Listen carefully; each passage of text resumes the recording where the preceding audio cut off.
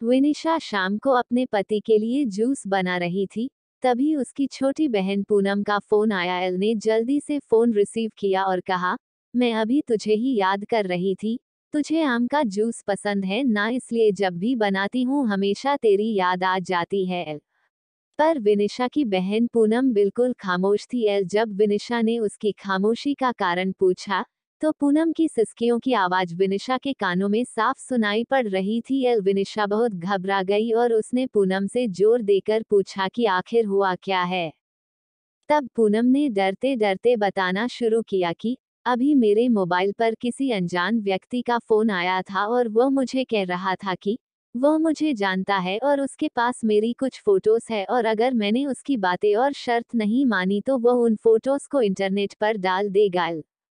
तब विनिशा ने पूनम से कहा, पूनम ऐसे ही कोई गलत नंबर होगा, कोई सिरफिरा ऐसे ही तेरे मजे ले रहा होगा। एल तू डर मत, कुछ नहीं होगा ऐसा वैसा। एल तब पूनम ने घबराते हुए कहा, दीदी मुझे उस इंसान से डर नहीं लग रहा, पर मुझे उसकी बातों से बहुत डर लग रहा है। एल ये कहकर पूनम रोने लगी। तभी विनिशा ने कहा, तो बताना उस इंसान ने क्या कहा है तुझे। तब पूनम बोली, उसने मुझे कहा है कि अगर वो मेरी फोटो इंटरनेट पर नहीं डाले तो मुझे उसकी सारी मांगे पूरी करनी होगी। एल उसने कहा है कि आज रात वो मेरे घर पर आएगा। एल और इतना कहते ही पूनम जोर जोर से रोने लगी और रोते रोते बोली, दीदी मुझे उसकी बातें सुनकर घिन आ रही है, ऐसा लग रहा है जैसे उसने मेरे साथ कुछ गलत कर दिया हो। एल अगर अभी वह मेरे सामने आ जाए तो मैं उसे इसी वक्त जान से मार दूंगी। एल इतना कहकर पूनम चीखने लगी।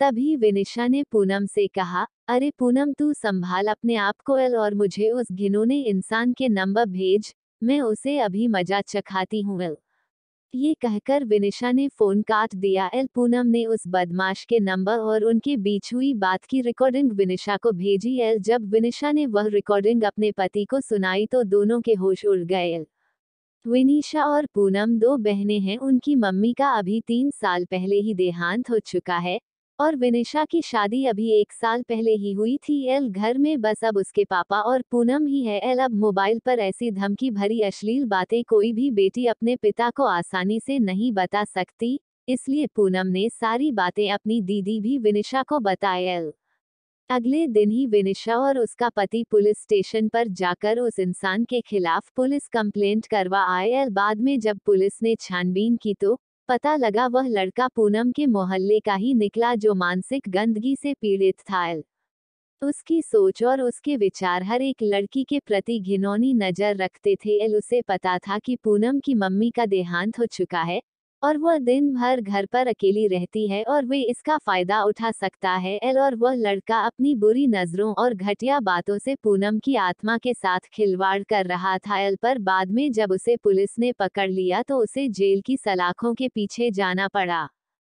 आज भी हमारे समाज में उस जैसे मानसिक रोगी बैठे हैं जो हजारों लड़कियों की आत्मा के साथ खिलवाड़ कर रहे हैं। इनमें से कुछ लड़कियां तो मजबूत होती है जो ऐसे रोगियों को अच्छा सबक सिखाती है और कुछ लड़कियां उनसे डर जाती है और उनकी मांगों को पूरा करते करते उनकी घिनौनी नजरों का शिकार बनती है। पर आज समय आ गया है कि ऐसे मानसिक रोगियों को हम लड़कियां ही सबक सिखा सकती हैं, इसलिए लड़कियों को उनसे डरने की बजाय उनका डटकर सामना करना चाहिए।